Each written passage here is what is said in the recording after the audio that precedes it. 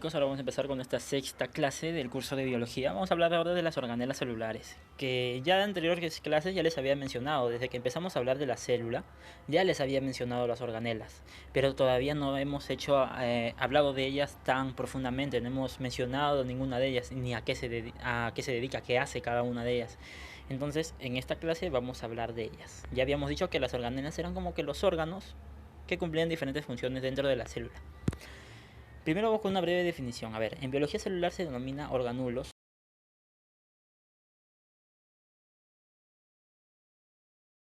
varios nombres, a las diferentes estructuras contenidas en el citoplasma de la célula.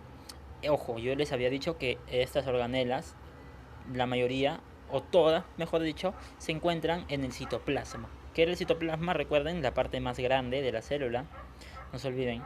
Principalmente las eucariotas. Eso también les había indicado que las células eucariotas son las que tienen mayor número de organelas y que las procariotas, como indico acá abajo, carecen de la mayor parte de organelas. Tienen unas cuantitas, pero no tantas como las eucariotas.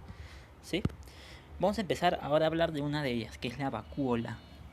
Ya les había mencionado por encimita en la clase anterior de la célula vegetal, que era la vacuola, pero vamos a hablar más a fondo. Una vacuola se encuentra en el citoplasma de las células, obviamente, porque las organelas se encuentran en el citoplasma, principalmente de las vegetales, células vegetales, por si acaso. Sirven para almacenar sustancias de desechos o de reserva, agua con varios azúcares, sales, proteínas y otros nutrientes disueltos en ella. Acá tenemos una imagen de una vacuola. Si se dan cuenta es gigantesca en la célula vegetal. Entonces, ahí que almacena agua o también desechos, puede almacenar azúcares, proteínas, sales, como indica aquí. ¿Sí? En las células vegetales ocupan gran parte, claro, o sea, eso ya nos dimos cuenta, y en ocasiones pueden llegar hasta casi la totalidad. También aumentan el tamaño de la célula por acumulación de agua. Ya, entonces eso qué quiere decir que son elásticas. ¿Sí? Esto de aquí pueden llenar así bastante por los bordes y estar todo llena la célula del solo la vacuola. ¿Y eso qué hace? Que la célula se hinche. ¿Sí? Le puede hacer que aumente de tamaño. Entonces es importante, las vacuolas principalmente de las células vegetales y las y además que son muy grandes, ¿sí? Ocupan gran parte de la célula vegetal, no se olviden de eso. Luego tenemos las mitocondrias. Las mitocondrias son organulos, o, este es otro nombre por si acaso no se olviden, organelas, organulos, presentes en prácticamente todas las células eucariotas, prácticamente en todas, ¿eh? Encargadas de suministrar la mayor parte de la energía necesaria para la actividad celular. Actúan por tanto como centrales energéticas. Eso quiere decir que las mitocondrias dan energía a la célula para que se puedan mover o para que puedan hacer sus diferentes procesos que hacen una célula. ¿Sí? Una célula puede hacer un montón de procesos, entonces la mitocondria le da esa energía para que pueda hacer todo eso. De la célula y sintetizan el ATP. Esto de ATP es la unidad de energía que utiliza la célula por medio de la respiración celular. A ver, profe, respiración, al igual que nosotros generamos respiración, no, nosotros por la respiración no generamos energía. Entonces, su respiración de las células es distinta.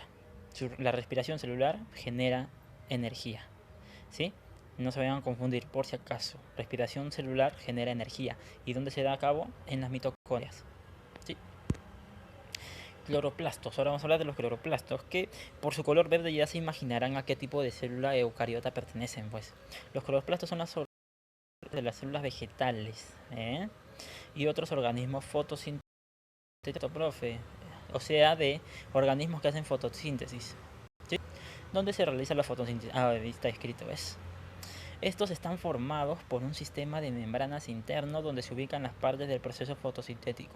¿Eso qué quiere decir? A ver, ¿qué acaba de leer, profe? Todo eso que no se entendió nada. Eso quiere decir que las estructuras que están acá adentro, la fotosíntesis tiene diferentes fases. Por si acaso, la fotosíntesis es un proceso. Entonces, ese proceso tiene sus partes. Entonces, cada parte de ese proceso se lleva a cabo en diferentes lugares aquí. Entonces, eso es lo que significa esta última oración. Que cada proceso de la fotosíntesis se lleva a cabo en diferentes lugares del cloroplasto. Además, dentro del cloroplasto, pero no lo indico aquí, se encuentra el pigmento que le da el color a la célula, ¿sí? Que es este color verde. Entonces, es importante recordar que el cloroplasto le da el color a la célula y además dentro se hace la fotosíntesis. Fotosíntesis, por si acaso. Entonces este sería la última organela, perdón, de la que vamos a hablar en esta clase. Ya hablamos de vacuolas. Vacuolas almacenan agua en las células vegetales, o también desechos pueden almacenar. Las mitocondrias se encargan de dar energía a las células. ¿A través de qué? A través de la respiración celular, no se olviden. Y el cloroplasto se encarga de la fotosíntesis en las plantas. Además que le da su color particular, el color verde. ¿Bien? Entonces, esas serían las 3 organelas de las que vamos a hablar en esta clase. Ya les enviaré como siempre una actividad con unas preguntas. Eso sería todo.